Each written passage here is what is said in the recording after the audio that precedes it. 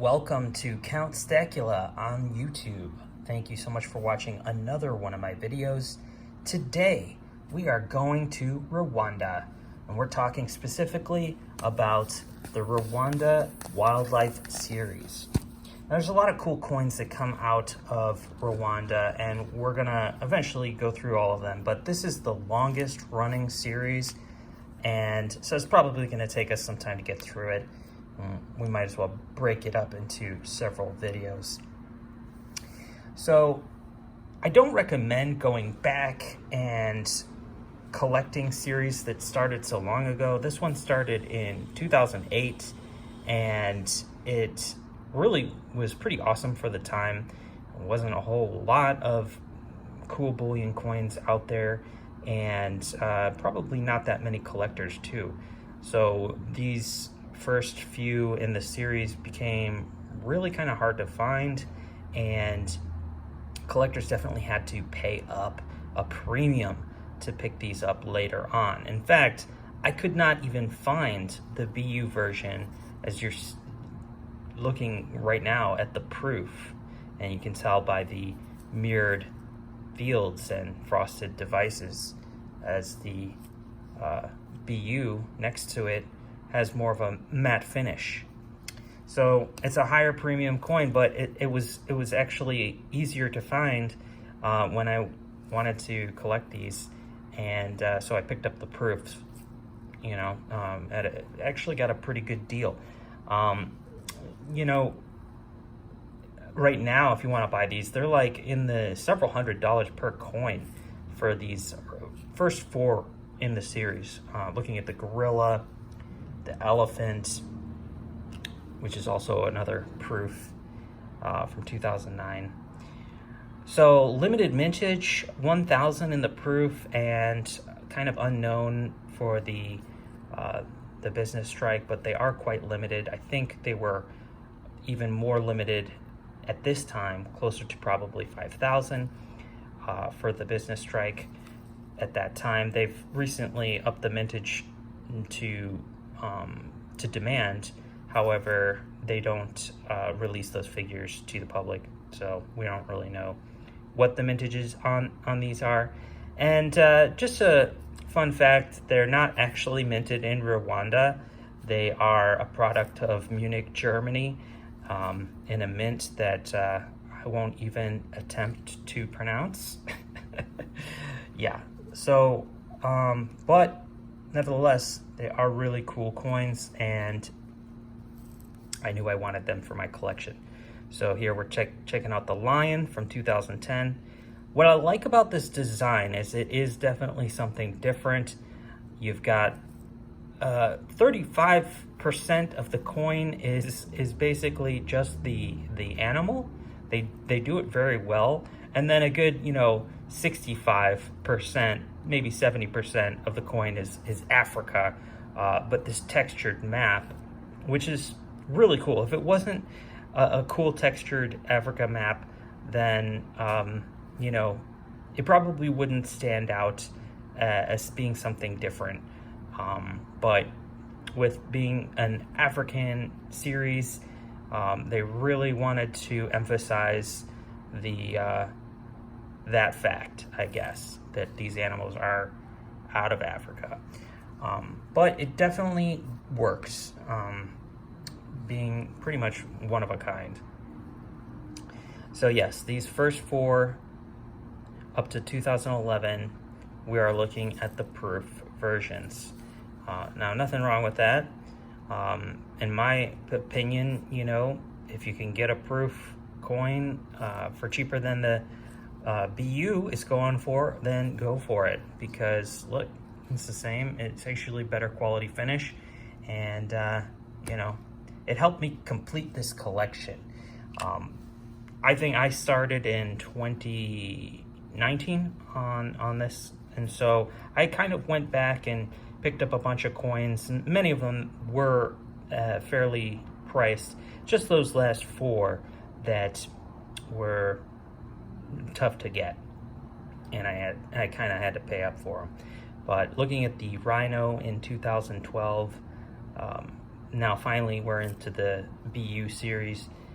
But, you know, besides those mirrored fields, you really can't tell the difference. I actually prefer the Business Strike, and if you're familiar with these coin series, you'll know that they don't come in capsules. They actually come in these flips that are made out of potentially PVC. I don't know, but it looks like PVC.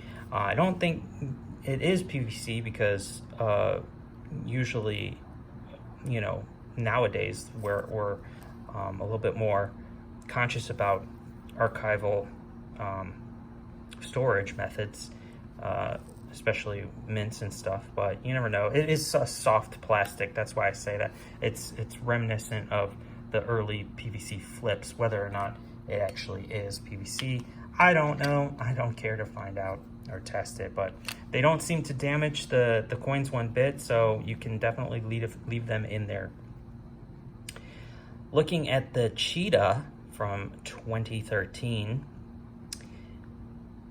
what's cool about this is that they definitely have a lot of character, and it's really interesting that they're able to put so much detail in such a small depiction, being, you know, basically a little bit more than just 1/4 of this coin, and they're able to fit, you know, 2 animals with definition in the face, facial features, and you can, you know, see what's going on and fully appreciate the aesthetics of this coin. So yeah, let's keep going. In 2014, we have Impala. Now, what's interesting about the Rwanda coins is that they've made several other series. The Lunar series is another popular one, and the Nautical series has come out of Rwanda. And that's also kind of funky because Rwanda is a landlocked nation in Africa, and they came out with a nautical series with a bunch of ships on it. So that's a little unusual. But as we'll see later on, I'll go more into detail about those. But here's one just to get a look at real quick. The nautical series keeps the same similar design format with that they have been going with, and just adds, you know, a little bit of character with maps and ships. It tends to be a little bit more of a favorite in the world of numismatics. Ships on coins is always popular. But animals on coins are also very popular. So let's keep going. So next we have the 2016 Meerkat.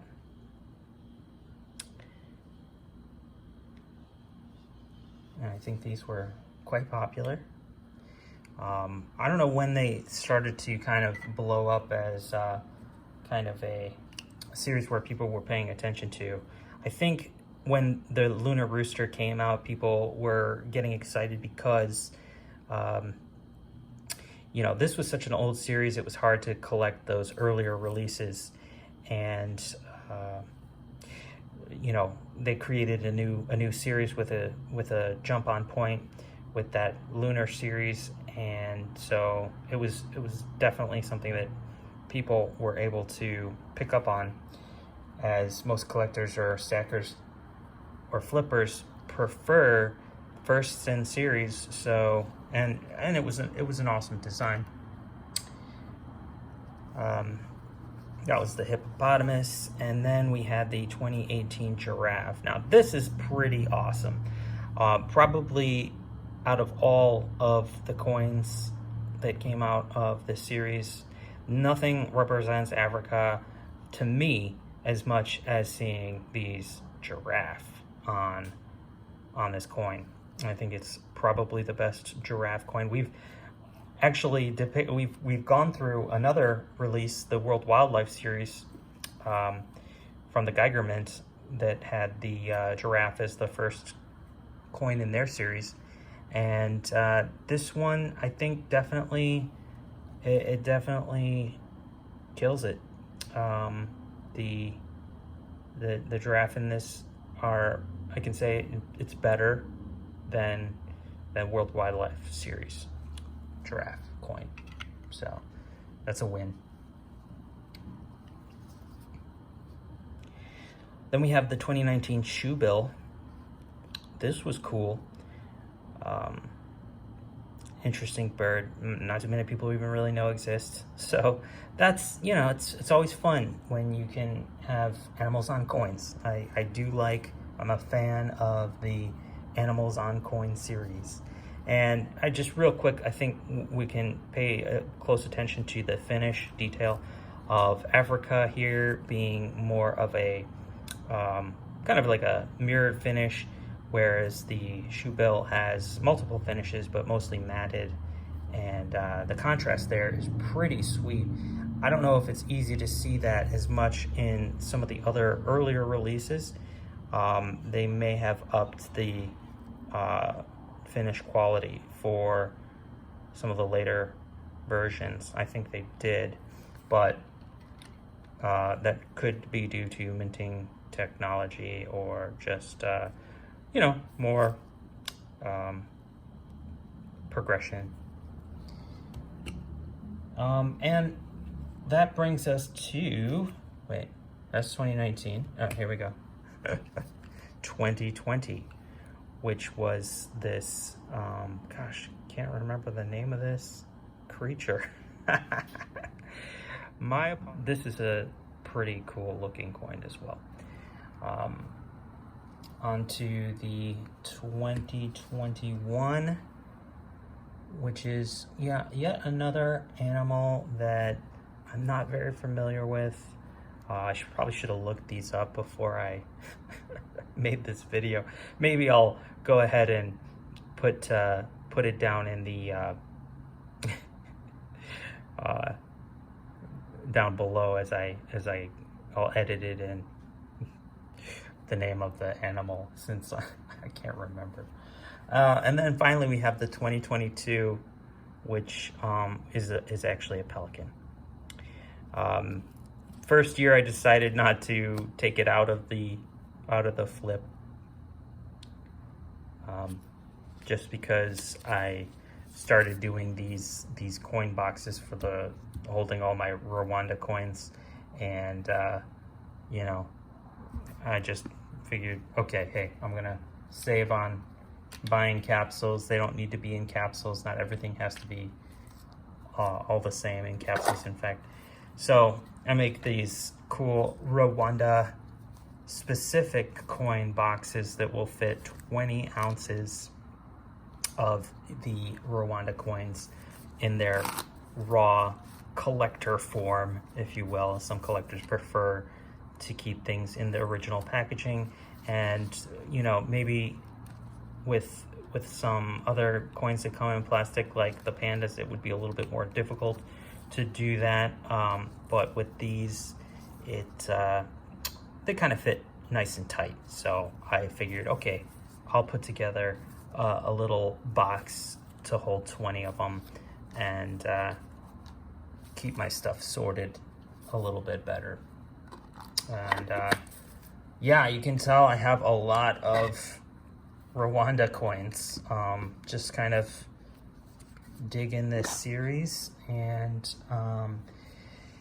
I think part of it is just the aesthetic of the coins, and also the price, the entry price for a lot of them is very palatable, being that generally they're just like, I don't know, a few bucks over spot. So if you get them from the right dealer. So I like that. And you know, being that they have a pretty nice aesthetic to them, I think they make great collector coins and potentially good good stacking items as well. So I guess we can just quickly look at what it looks like when you buy a proof version. They come in this nice little packaging. Usually I think they have the COA in there. I've got the COA in some of them. Like I said, I think one of them didn't come with the COA. This is the Zebra, but this is the proof. This only comes for the proof coins. That's why it has the mintage of 1000 there. So for the first 4 I got in proof to be able to complete this collection. Whether or not that was a good idea, I'll leave that up to you to decide, because I think going back, if I had to do it all over again, I probably would not go back to collect the entire series. While it did double my money on those proof coins, those early releases, you got to think also about opportunity costs that you are missing out on when you're putting larger sums of money into a 1 ounce silver collector coin. That, okay, in a few years it'll double, but if you had just put that money into an S&P 500 index fund at the right time, like not right before a crash, then most likely you're going to be doing significantly better over the long term than holding some collector coins. I mean, that's typically how it goes with most of the antiques and collectibles world. But we don't do this just to make money, do we? No, it's a fix. We've got to feed our collector bug, a collector gene, whatever it is inside of us that makes us want to hold on to these coins, whether it be for stacking and saving purposes, or prepping purposes, or even actually, I'm gonna do a future video on why we collect, why we stack.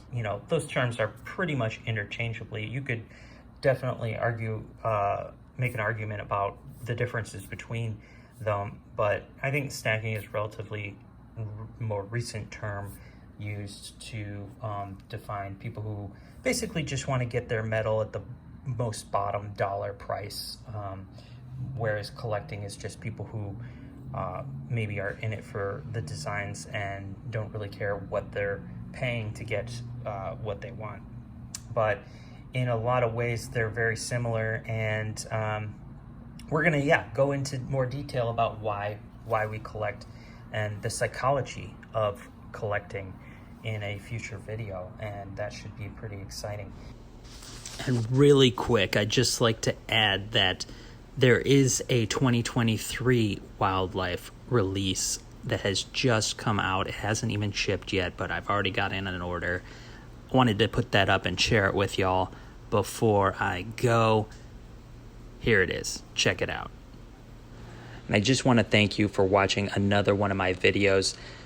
Please take a look at the links down below if you're interested in any of the 3D printed boxes that I produce. Hit the like, smash the subscribe. I'll catch you on the next one. Count Stackula out. Peace, y'all.